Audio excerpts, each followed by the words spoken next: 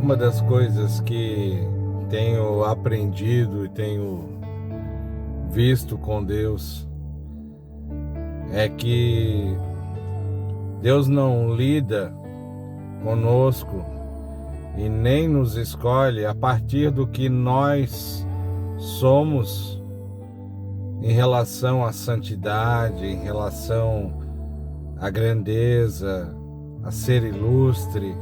Não. Hoje, em meditação, me veio ao coração que um dos profetas que mais falou acerca de Jesus Cristo, que profetizou há muitos anos atrás acerca da vinda do Messias de Cristo, foi um sujeito que viu a glória de Deus. E quando que ele viu a glória de Deus? Ele viu a glória de Deus num dos piores momentos de sua vida. Porque no momento que a glória de Deus se manifesta para ele, ele se apavora. Ele acha que podia ser até morto, porque viu a glória de Deus, ele viu coisas que a gente só pode imaginar. E ele viu isso. Ele se apavora e ele diz: ai de mim que vi a glória de Deus, achando que seria morto, achando que aquela visão da santidade e da glória de Deus era para sua condenação. E o mais lindo disso é que aquela visão não era para a condenação dele, mas era para a eleição dele. E ele disse: eu sou um homem de lábios impuros e habito no meio de um povo de igual forma. E não obstante, meus queridos, Deus o escolhe para ser o profeta da restauração, o profeta que, um dos profetas que mais falaria sobre a vinda do Messias, que seria justamente a solução para o pecado da humanidade. Então, um homem imerso em uma profunda vida de pecados, que, como ele disse, um homem de lábios impuros habitando no meio de um povo de lábios impuros também. Nesse momento, diante dessa afirmativa dele, o Senhor não nega que ele fosse uma pessoa como se declarou, como se confessou. Mas o Senhor trouxe uma solução. Do altar, diz a palavra de Deus, que foi tirada uma tenaz, que foi trazida do altar uma brasa viva. E essa brasa foi colocada sobre os lábios dele. É como que quem conhece um pouco sabe que um instrumento quente, ele atua como uma ferramenta de cura numa ferida infecciosa. Então, se os lábios dele eram uma ferida infecciosa, uma ferida purulenta por conta do pecado, veio a brasa viva do altar, como que a cauterizar e como que a desinfetar, embora com uma certa dor por conta do calor, mas veio como uma brasa viva saída do altar de Deus, das brasas de Deus, e foi colocada sobre os seus lábios, para que purificasse seus lábios. Então as pessoas não precisam ser santas para acharem que Deus poderá olhar para elas e escolhê-las, mas elas passam a ser santas a partir do momento que andam com Deus. Então, se você acha que poderá ser santo, primeiro, para poder se relacionar com Deus, isso não vai funcionar, você ficará frustrado. Mas você precisa, a única coisa que você precisa fazer é enxergar a sua condição de pecador. É saber e confessar a sua condição de pecador diante de um Deus que você sabe ser santo. A partir desse momento, meu querido, a brasa viva hoje não é mais tirada de um altar.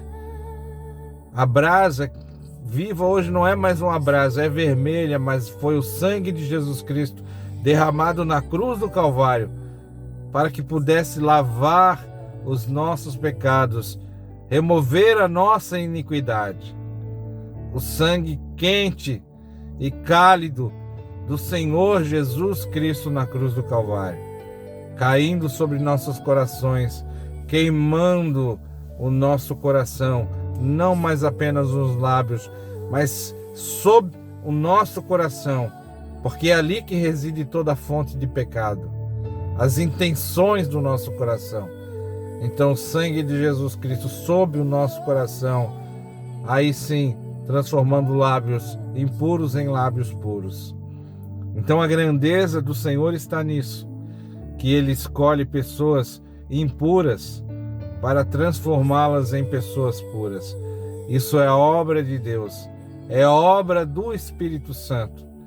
E Ele não nos escolhe porque éramos santos, muito pelo contrário, porque estávamos em uma situação de completo caos, e que como pecadores e depois santificados, a gente sabe que tudo que a gente vier a se tornar, tudo que viermos a nos tornarmos, tudo que acontecer conosco é obra do próprio Deus. A obra de santificação não é do homem. O homem não consegue santificar-se a si mesmo, mas é obra de Deus. Então, é muito maravilhoso saber que num mundo de caos, de imundícia, de pecado, a gente pode sim ser escolhido por Deus para ser uma ferramenta de transformação, porque Ele usa as coisas loucas deste mundo para confundir as sábias.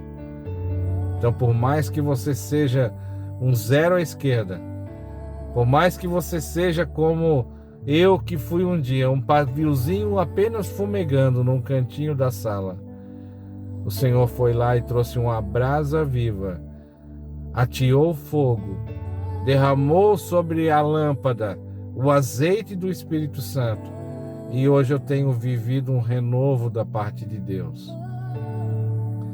Então o Senhor não espera que nos tornemos para que Ele nos escolha. Ele nos escolhe apesar do que nós somos. E a obra de transformação, ela acontece justamente quando a gente começa a andar com Ele.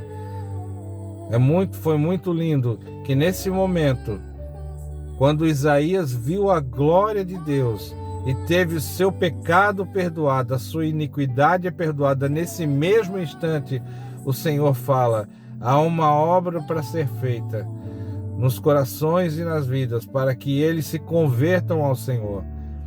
E o Senhor diz: a quem enviarei? Então Isaías, percebendo o propósito de sua vida ser santificada, em gratidão, se dispõe diante de Deus para ser uma ferramenta de transformação na vida de seu povo, na vida das pessoas que o cercavam.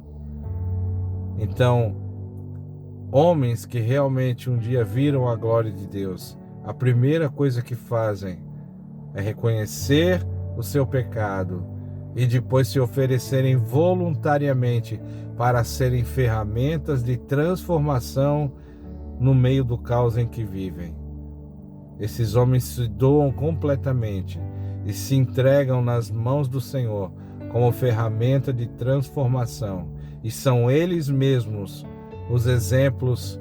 Não apenas suas palavras, mas suas vidas são colocadas como exemplos. Então você pode sim ser um escolhido de Deus, apesar de toda a sua fraqueza, apesar de toda a sua história, apesar de todo o seu passado. Deus pode sim escolhê-lo, modificá-lo, mudar a sua vida, perdoar os seus pecados e te fazer um atalaia que anunciará ao mundo a solução para os seus pecados, que é a pessoa de Jesus Cristo, o Santo de Deus.